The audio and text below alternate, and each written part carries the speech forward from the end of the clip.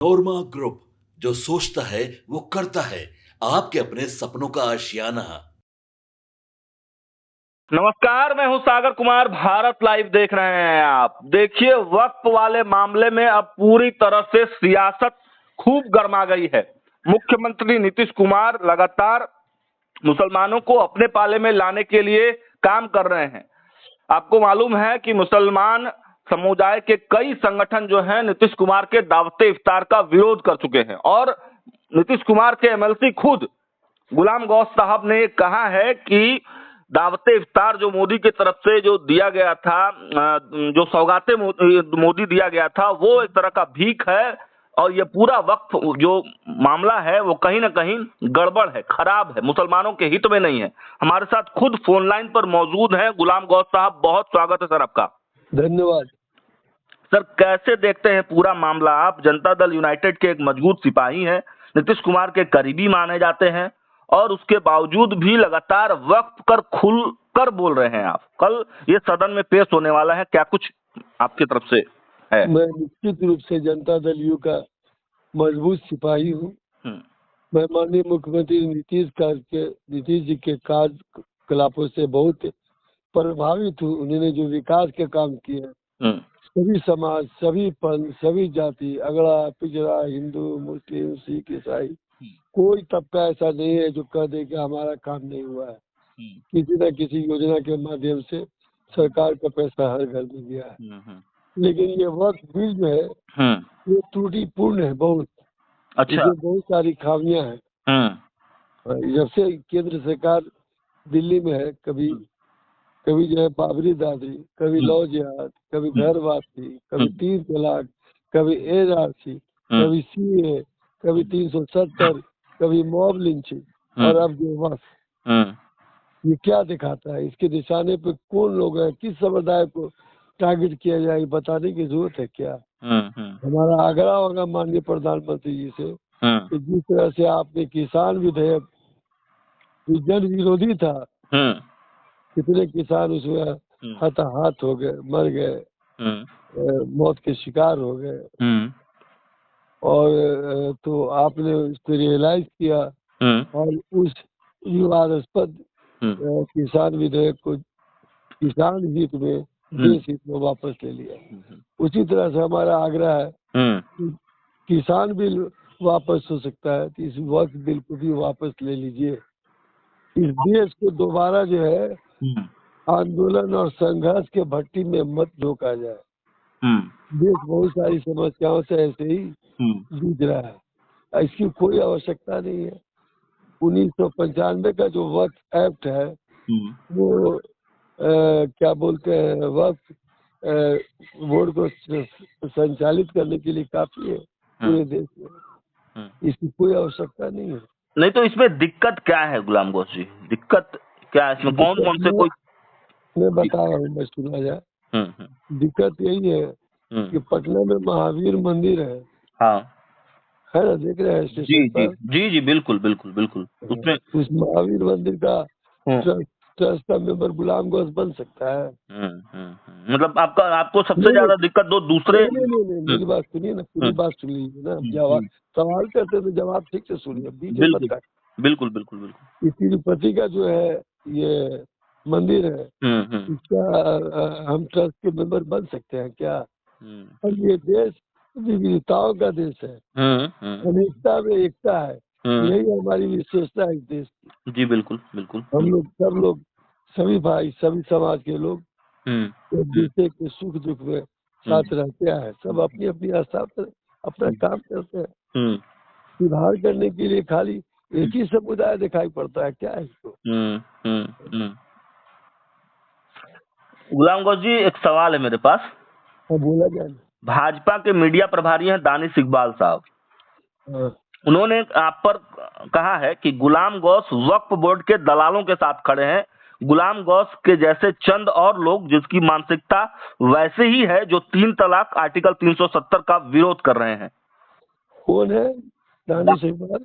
Danish Iqbal Bharatiya Janata party के प्रदेश media प्रभारी हैं। पता नहीं, हम तो इनको जानते भी नहीं है। दलाल कौन है? तनखैया कौन है?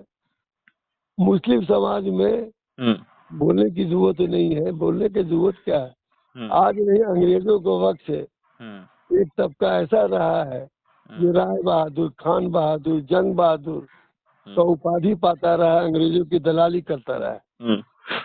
अंग्रेज गए तो कांग्रेस की दलाली किया, और कांग्रेस सब चली गई तो अब इसकी दलाली कर रहे हैं। इस तरीके लोगों का बात का मैं जवाब नहीं देता हूँ। गुलाम गौस साहब, क्या आपकी नेता के साथ नहीं बन रही है? क्या आपकी बात आपके नेता नहीं सुन रहे हैं? ऐसा कुछ नहीं है। नेता ने हमारे जितना मुस्लिम समाज के लिए काम किया है शायद पूरे देश में किसी मुख्यमंत्री ने नहीं किया हो। चाहे वो कब्रिस्तान की घेराबंदी हो, चाहे वो अल्पसंख्यक आवासीय विद्यालय हो, चाहे वो अल्पसंख्यक छात्रावास हो, चाहे 10,000 तालीम मरकज की स्थापना हो, चाहे 16,000 उर्दू टीचर की बहाली हो, सब किया है। लेकिन वक्फ वाले मामले में स्पष्ट अपनी राय तो नहीं बता पा रहे हैं ना मुख्यमंत्री नीतीश कुमार, रुख नहीं स्पष्ट कर पा रहे हैं। अच्छा, तो आपने महसूस नहीं किया क्या? तो 4-5 महीना पहले आया था बिल। हाँ। इस देश में इनके राज्य में कार्यकाल में वो प्रधानमंत्री के साथ पहला बिल था जो वापस गया था स्टैंडिंग कमेटी में जी। ऐसे ही चला गया था क्या? अच्छा, मतलब अंदर ही अंदर नीतीश कुमार नाराज हैं, आप कह रहे हैं? देखिए ना, अब इब्तदाई इश्क रोता है क्या, आगे आगे देखिए होता है क्या। अच्छा, तो मतलब आज रात में कोई बड़ा फैसला ले सकते हैं नीतीश कुमार क्या? क्योंकि कल ही पेश होने वाला है अब तो। इससे क्या फर्क पड़ता है, हमारे नेता बोलते कम है। हाँ, मतलब फैसला ले लेंगे आज कल में। कम बोलते हैं, काम करते हैं। तो सर बताइएगा तब ना कि मतलब आज फैसला हो जाएगा क्या? का इंतजार कीजिए ना। तो अच्छा, एक खबर यह भी निकल कर सामने आ रही है गुलाम गौस सर कि आप जब ईद के दिन लालू प्रसाद यादव के यहाँ गए हुए थे मिलने के लिए, तो लोग तो चर्चा यह भी है कि मुख्यमंत्री नीतीश कुमार के कहने पर ही आप उनसे मुलाकात करने गए थे। और कोई बात नहीं है। हाँ, ये गलत, सरासर गलत है, उनके कहने पर नहीं। मैं ईद में, बकरीद में, होली में, क्या बोलते हैं ये छठ वगैरह में जाता हूँ मिलने के लिए। अरे सब, चाहे नीतीश जी हो, लालू जी हो, विजय कृष्ण हो, मंगनीलाल मंडल हो, विजय गुप्ता, ये सब सुशील मोदी जी भी, ये सब हम लोग का नेतृत्व करते थे जब जेपी आंदोलन में हम लोग तो जूनियर थे जी। ये लोग हम लोग के नेता हुआ करते। संबंध समाप्त कर दिया जाए। आदमी सुख में, तबीयत उनकी खराब थी तो हम दिल्ली में गए थे मिलने के लिए। तो न्यूनतम शिष्टाचार है ना। आजकल हम लोग के सोचने का पैमाना इतना छोटा हो गया है ना, तो दूसरी बात सोचने लगते हैं। मतलब वक्फ को लेकर कोई बातचीत आपकी नहीं हुई लालू यादव से? कोई मेरे से सरकार को लेकर भी कोई बातचीत नहीं हुई? नहीं, ऐसी कोई बात नहीं है। आप लोगों के सहारे प्रधानमंत्री नरेंद्र मोदी की कुर्सी है, बैसाखी का काम आप लोग कर रहे हैं, फिर भी इतने मजबूर क्यों हैं गुलाम गौस साहब? कौन मजबूर है? क्यों नहीं वक्त को खुल के बोल रहे हैं आपके नेता? आप बोल रहे हैं, आपके नेता नहीं बोल रहे हैं, आपके प्रवक्ता नहीं बोल रहे हैं। नहीं, बिहार में NRC लागू हुआ क्या? लागू हुआ था? लागू हुआ था क्या बिहार में? अभी तक तो नहीं लागू है। होगा भी नहीं। अच्छा, नहीं होगा।